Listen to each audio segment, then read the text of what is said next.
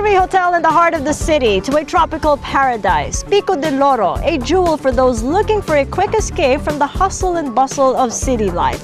We sat down with the woman in charge of this paradise, Rita Dy, and talked about tourism and the role the C Group wants to play in the industry.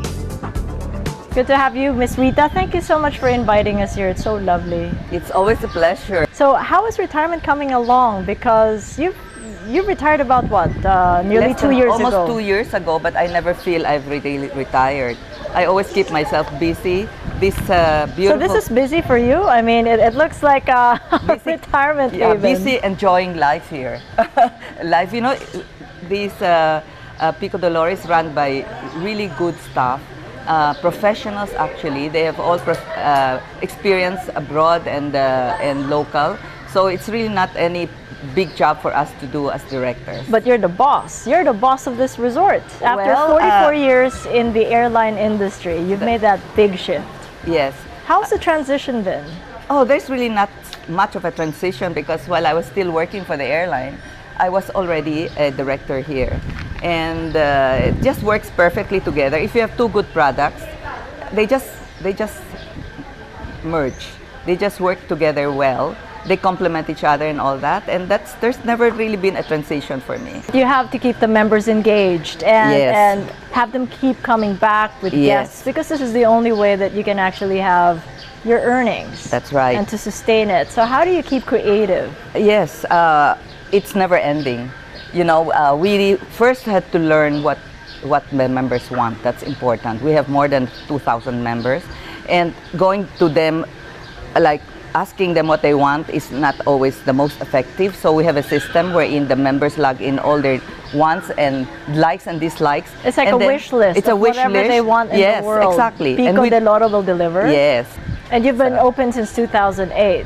2008 was the groundbreaking, and the facilities were ready about around 2010 or 11.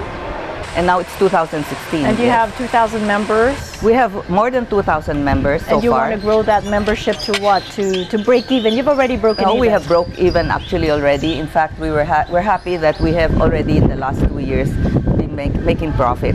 But whatever profit we make, we plow them back so as that we could be able to maintain the club, always top shape, you know, 6-star, making all the members happy and proud. And this is just one of 13 codes in Hamilo. That's right. So there are others. Yes. So you're plowing back the money to develop further, well beyond Pico de Loro. Yes. In time, we will be doing that, you know, in time.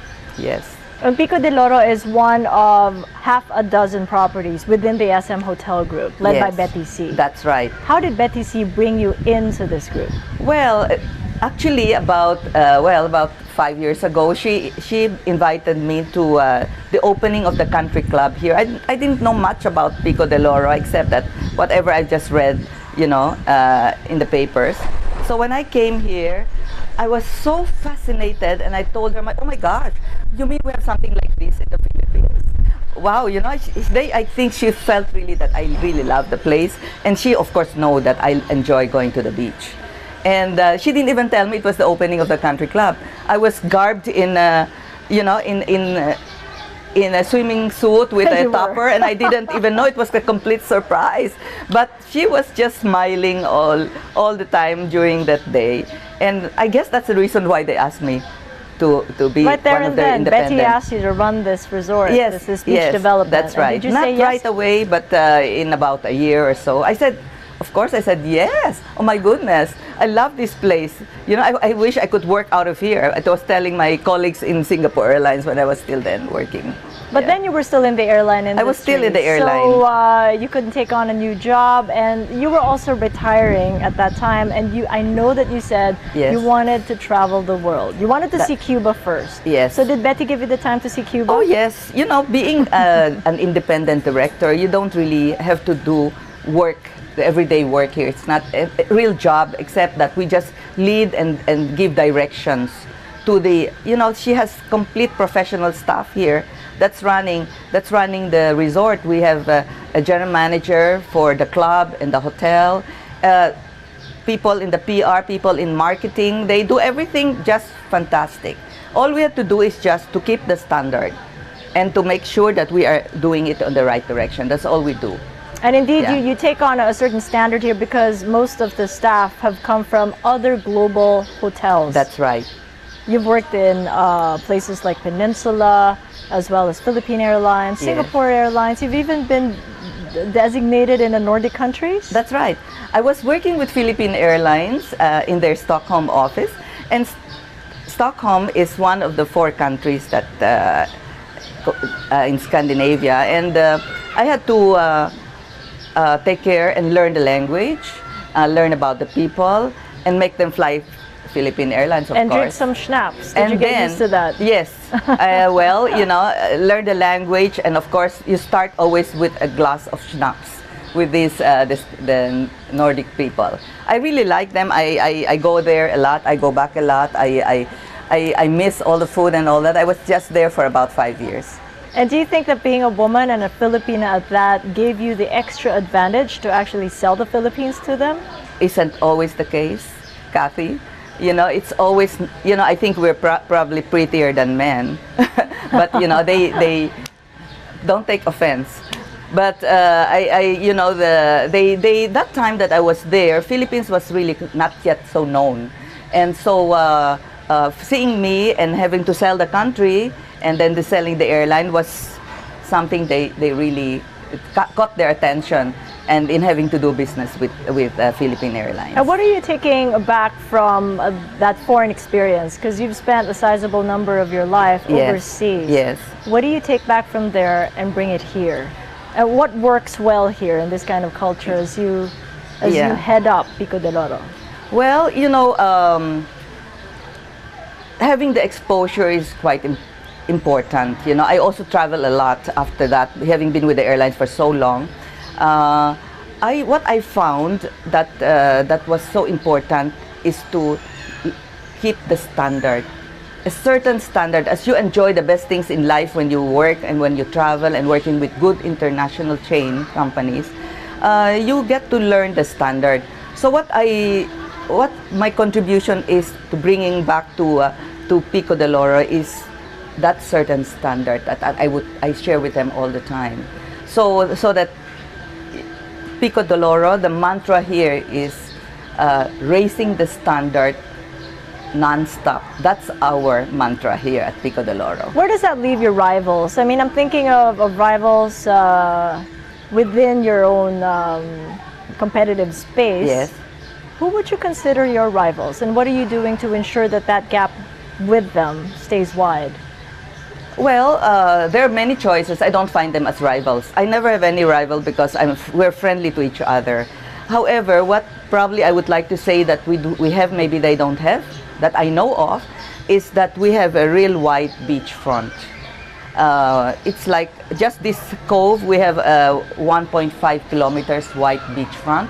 And as I was showing you earlier, we have a very nice sandy beach that you could even walk up to about 10 meters down the water, and still it's not so deep. It's not like it's going deep abruptly. You can even see a giant clam if you go to the next cove, San Telmo. You could see, you know, in certain times of the year, I was able to witness several times wherein they release the small turtles. They come to lay their eggs here, and they release them. We had to release them to the water, and that was really very cute. It sets itself apart from the other properties within the SM Hotel Group. What do you think is the grander vision for the SM Hotel Group when it comes to building more? Because some 10 billion pesos is being allotted for the Yes. next 5 years for the build. Yes. SM Hotels, hotel convention and hotels, they are working and supporting the government's tourism development.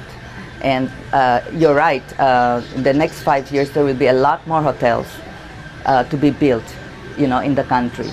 Do you foresee that it will be something like this, like Pico de Loro? The chairman of the SMH Hotel Conventions Corporation is Betty C. And she's one person that I've seen always deliver more than what is expected. For example, when the hotel is supposed to be 5-star, she's already 7-star. When they have a small, the size of a room, is for a 3-star, she makes it 4-star. So this is, you know, I'm always amazed at everything that we are doing, even right here. There's no stopping. The share price has, for the last 2 years, have increased by almost 50%, and people are still buying. You know, they continue buying because personally, I think the share price that we have right now is not yet the peak. You know, it's still at a bargain for what we are giving, really. You've got an advocacy coming up. Congratulations, you're the president of the Zonta Club. Yes, in Makati, Ayala, is that right? That's right. So that's going to start in the next few months. That will start next month, in fact, the induction. And will keep you busier. Yes, it will keep me busier, yes. This advocacy is for women. Right. It's to elevate the status of women, per se. We're all in the planning stage now. We're planning to be more creative.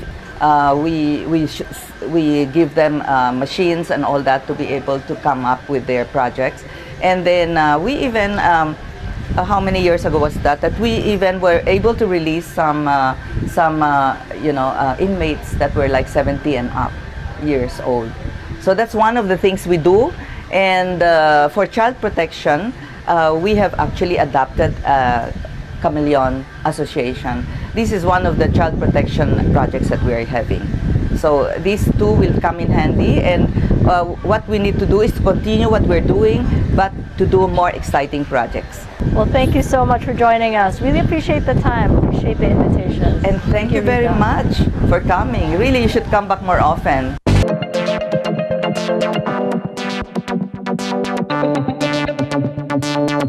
You ever get that feeling that you just want to hit the beach over the weekend? Well, this beach is just not a beach, but a resort that has been declared as a marine preserve which prevents fishing in the area.